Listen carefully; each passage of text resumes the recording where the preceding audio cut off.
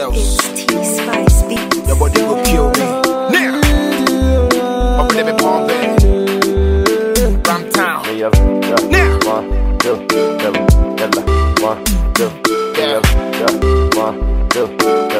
and then your body go kill me. What else? J'espère que vous allez bien. Je reviens avec un nouveau sujet aujourd'hui. J'aimerais vous parler de la spiritualité. Avant de commencer, ce que je dirais ici, c'est pas une croyance. Je ne suis pas là pour vous convaincre. Je fais juste part de ma vérité. Donc voilà.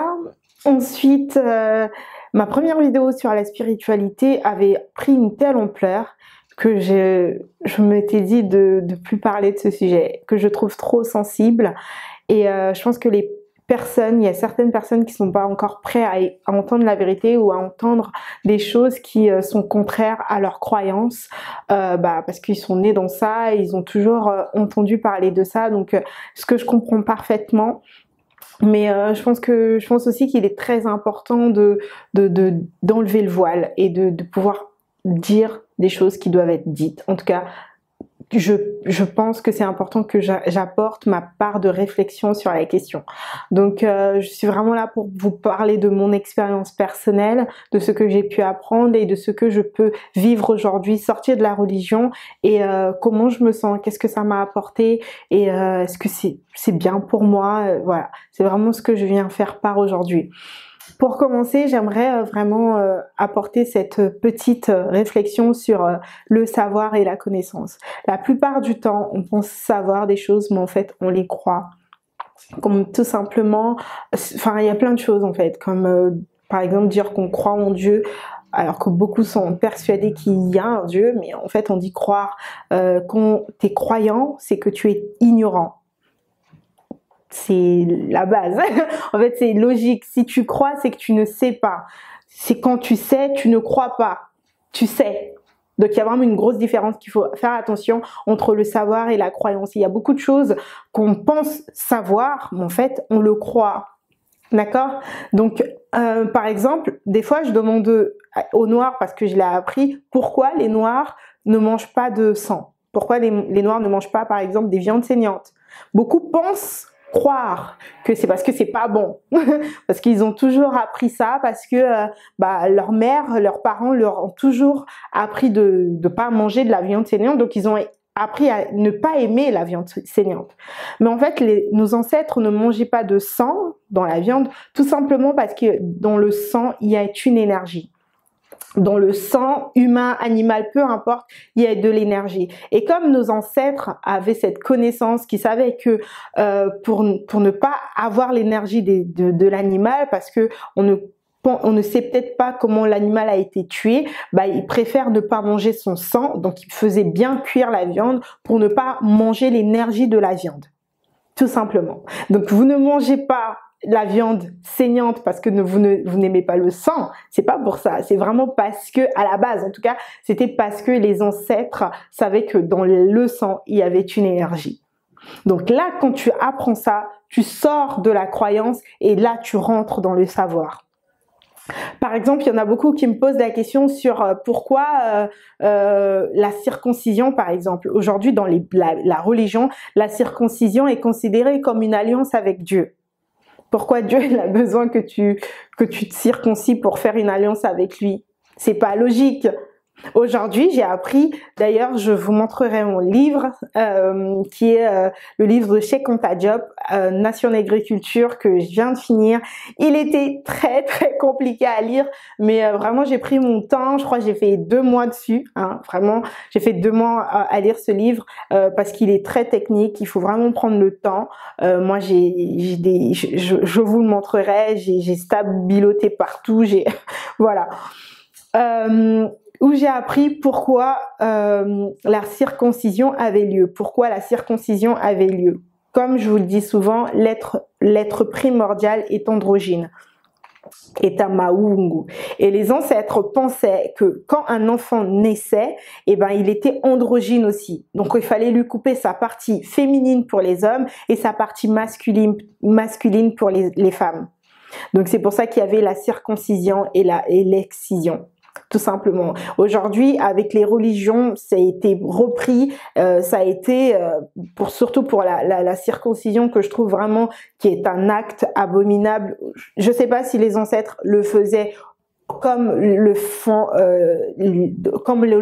ces personnes dans les religions, je ne sais pas, mais en tout cas je pense pas, parce que ils savaient l'importance que la femme elle avait, et aussi le besoin de reproduction que la femme avait besoin de faire.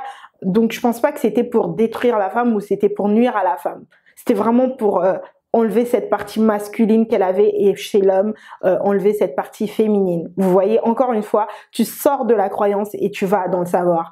Pourquoi je dis je suis dans le savoir? Parce que pour moi, c'est le savoir, parce que c'est tellement logique. C'est logique pour moi, parce que je comprends mieux. Par exemple, avant, je ne comprenais pas le concept de Dieu me parle, où la femme a été faite de la côte de l'homme. Je comprenais pas pourquoi, si l'homme devient poussière parce qu'il a été fait poussière. C'est vraiment des questions que je me pose, que je me posais avant. C'est peut-être bête pour vous, mais c'était vraiment ce que je me disais. Si l'homme est fait poussière et qu'il repart poussière, l'homme avec un petit H repart poussière. La femme qui est faite de sa côte doit repartir côte. Aujourd'hui, ça me fait rire parce que je comprenais pas, tu vois. Et c'est pour ça que je vous dis, les religions vraiment nous mettent dans des dogmes, nous mettent dans des croyances, des choses pas logiques qu'on est obligé d'accepter parce qu'on nous dit que c'est Dieu qui l'a dit, c'est dans la Bible, alors que tout s'explique, tout a une explication, tout est logique, tout est fait pour qu'on comprenne. Dieu a mis une intelligence en nous pour qu'on comprenne, pas pour qu'on reste idiot, non, Dieu, sinon il nous aurait pas mis le moyen de réflexion, l'esprit critique, le fait d'évoluer. On n'est qu'une particule de lui, mais on fait partie de lui. Donc Dieu ne veut pas qu'on soit con. Par exemple, à l'époque, toutes les personnes qui t'ont mené à la réflexion étaient tuées, étaient bannies, étaient incriminées, hein, comme des scientifiques, comme des chercheurs, tout ça. C'était des personnes incriminées. Aujourd'hui aussi, je pense que c'est la même tendance, parce que des personnes qui t'emmènent à la réflexion sont comme des gourous, je sais pas, je mélange peut-être les choses, mais je veux dire que les personnes qui t'emmènent à la réflexion sont des personnes qu'on rejette. Et les personnes qui veulent il y a des gens qui sont payés pour nous faire perdre du temps. Ça veut dire qu'il y a des gens, on les paye pour que toi, tu perdes du temps. Je sais pas si vous voyez ce que je veux dire. C'est des choses qui font que tu vas passer ta journée à regarder, t'as perdu toute une journée, t'as rien appris, ça t'a rien apporté dans ta vie, ça n'a pas changé ta réflexion, ça n'a strictement rien changé à ta vie, et t'as passé toute une journée à le faire. Aujourd'hui, je sais que chaque journée compte. Chaque journée est importante. Chaque journée doit être productive, parce que je ne sais pas quand je vais mourir. Beaucoup dans les religions ont peur de la mort, parce qu'on dit que le salaire du péché, c'est la mort. Mais en même temps, on te dit que pour rejoindre Dieu, il faut que tu meurs. C'est pas logique, alors que dans la spiritualité, c'est en mourant que tu as l'espoir de rejoindre Dieu. Pourquoi? Parce que c'est avec la chair est faible. La chair ne peut pas être en relation avec Dieu. Dieu, il est trop grand, il est divin, il est trop fort en fait. Tu ne peux pas l'approcher avec la chair humaine, tout simplement parce que cette chair est faible, on le dit, on le sait. Donc comment on peut croire qu'il y a des gens qui sont en relation avec Dieu? Je pense vraiment que les religions n'ont aucune... je sais pas comment expliquer ça, mais j'ai l'impression, sincèrement, aujourd'hui en tout cas, que les religions ne nous aident pas à glorifier Dieu, ne nous aident pas à voir son importance, son impact. Parce qu'il y a des gens il y a un grand frère dans ma langue, il ne peut même pas dire le mot Dieu, parce que pour lui c'est trop fort. Vous savez, chez nous, les sages, plus tu deviens sage, moins tu parles. Parce que chaque parole, chaque mot posé a un impact dans le monde. Chaque mot posé est une conséquence, ou peut avoir une conséquence. Donc, il faut faire attention à ce qu'on dit, à ce qu'on fait, à ce qu'on pense. Et ça, nos ancêtres le savent. Comment ça se fait alors que tous les dimanches, il y a des prêtres qui parlent, et un débit de parole, et qui disent des mots, et qui... Ils rejettent le mal, alors que sans le mal, on ne peut pas savoir ce qui est bien. Tu ne peux pas rejeter le mal. Si tu rejettes tout le mal, tu ne vas pas savoir ce qui est bien. Tu as la notion du bien et du mal. Même un enfant, un bébé, tu observes un bébé, quand il fait une bêtise, il va savoir qu'il a fait une bêtise parce que c'est l'intelligence humaine que Dieu nous a donnée. Mais je pense même que les bébés sont plus intelligents que nous. Pourquoi? Tout simplement parce que eux, ils ont encore des réflexions. Eux, ils sont encore dans l'expérimentation. Eux, ils veulent découvrir des choses. Nous, on est vraiment comme des robots. On devient à un certain âge des automates. On devient automatique. On devient des robots. Des fois, je fais des choses, je ne sais même pas à quel moment je les ai fait, tellement c'est automatique dans ma tête. Des fois, je conduis, j'ai passé la 3e, je veux encore une fois passer la 3e, mais en fait, je suis déjà en 3e. Tellement c'est automatique dans ma tête. Je réfléchis plus. Vous voyez ce que je veux dire? Aujourd'hui, je pense qu'il est très important. Vous voyez, en plus, la vague, les noirs deviennent à la mode et tout. Donc vraiment, je pense que pour que ce soit en décalage avec le monde qui arrive, parce que tout le monde est en train de rechercher la richesse des noirs, les noirs deviennent à la mode et tout, pour que tu ne sois pas en décalage, prends conscience de qui tu es, surtout si tu es noir.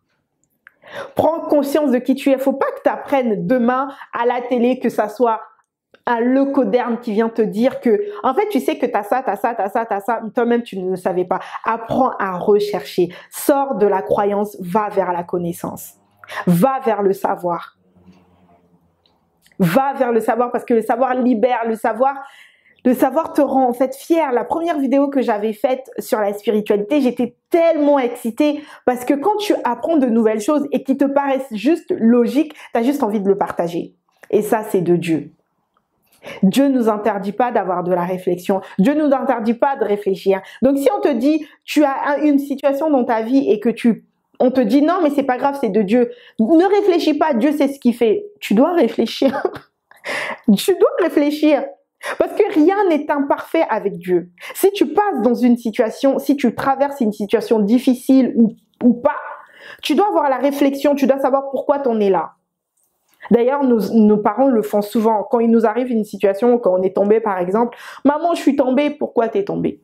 On cherche même pourquoi t'es tombée. Parce que si tu es tombée, c'est qu'à un moment donné, tu as fait quelque chose qui a fait que tu tombes. Donc, il faut comprendre cette chose qui t'a emmené à tomber pour plus que tu la refasses en fait. Pour pas refaire les mêmes erreurs. Donc, on te demande toujours pourquoi c'est arrivé.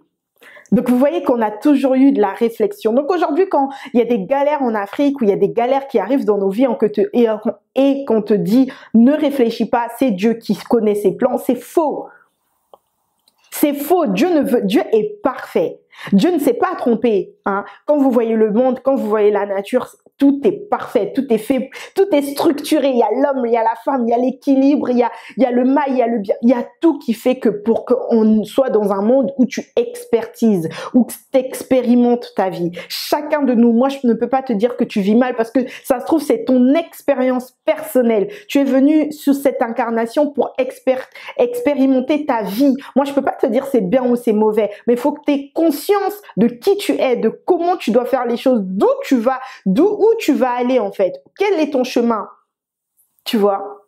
Parce que on peut tous faire la même chose. C'est comme aller à la salle de sport, on n'a pas les mêmes problèmes.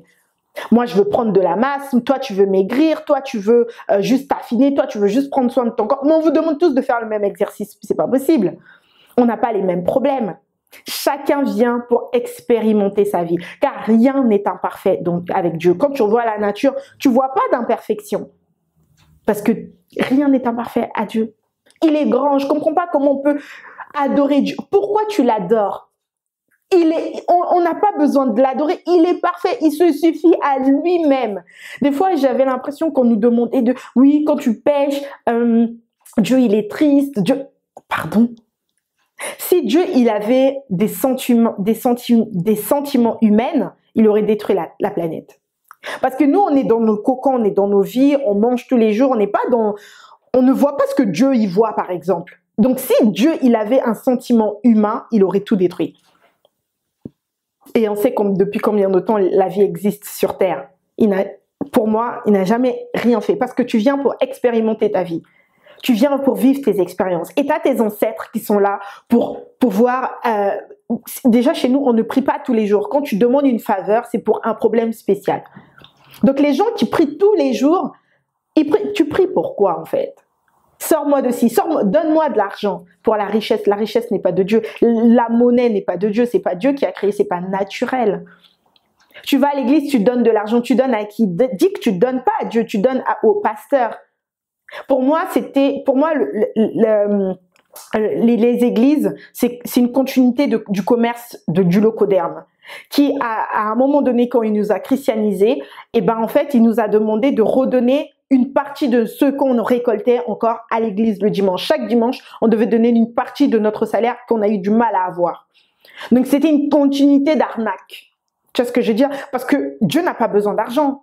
Si tu es conscient que tu donnes pour faire évoluer les choses, faire évoluer ta communauté, faire évoluer, donner aux pauvres, d'accord, mais dis pas que tu donnes à Dieu, car Dieu n'a pas besoin de ton argent. Loin de là, il se suffit à lui-même.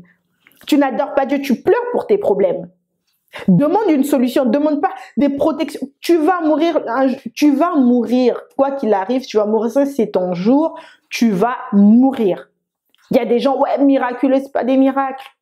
Il est sorti d'un accident, c'était pas son jour. Parce que je vous promets, quand c'est ton jour, une bouteille de peut te tuer. Donc pourquoi tu pries pour une protection? Pourquoi tu demandes à Dieu de te protéger? Dieu ne va pas te protéger toi et pas me protéger moi. Il va te protéger toi et pas moi, pardon. Tu vois ce que je veux dire? C'est pour ça que aujourd'hui, c'est tellement logique. Il y a des gens qui ne se rendent même pas compte de ce qu'ils font. Il y a des gens qui ne se rendent même pas compte de leur situation. Ils vont prier 2 minutes après, ils méditent le mal, ils pensent mal, ils veulent le malheur des autres. Surtout quand tu dis oui, que leur malheur, non, le malheur des autres, et tu demandes ça à Dieu. Tu penses que vraiment Dieu va t'écouter, il va punir ces gens-là. Parce que non, on est tous enfants de Dieu. Même Satan, on dit que Satan était un ange de Dieu. Comment tu penses que Dieu peut punir? Comment tu peux demander ça à Dieu? Il y a des choses vraiment, comme je dis, prenons conscience de qui nous sommes. Prenons conscience de ce qu'on a vraiment besoin. Prenons conscience de notre histoire. Regardons comment nos ancêtres ont vécu. La grandeur qu'ils ont eue. Regardons ça. Construisant, donnant pour des vraies choses. Aujourd'hui, dès que tu donnes même 1 euro, tu filmes, tu mets sur Internet, nanana, Dieu, merci Seigneur, nanana. Pourquoi? Ce qui est avec Dieu est discret, se passe, et il est calcanassé. Pourquoi tu as besoin de montrer ce que tu fais pour les autres? Tu as donné 2 euros. Tu as donné 2 euros, c'est très bien. Moi, je n'ai pas les moyens aujourd'hui de donner. Je fais des vidéos, je fais ma part. Tu vois ce que je veux dire? Ça se trouve, c'est Dieu qui agit en moi. Ça se trouve, c'est mes ancêtres. Ça se trouve, tu vois ce que je veux dire? Tu n'as pas besoin de crier Dieu, Dieu, Dieu, Dieu. Dès que tu dis que la dernière fois, on me dit oui, mais tu vas jamais à l'église et tout. Parce qu'il y a certaines personnes, je ne dis pas forcément que je ne suis plus chrétienne parce que on va rentrer dans un débat stérile.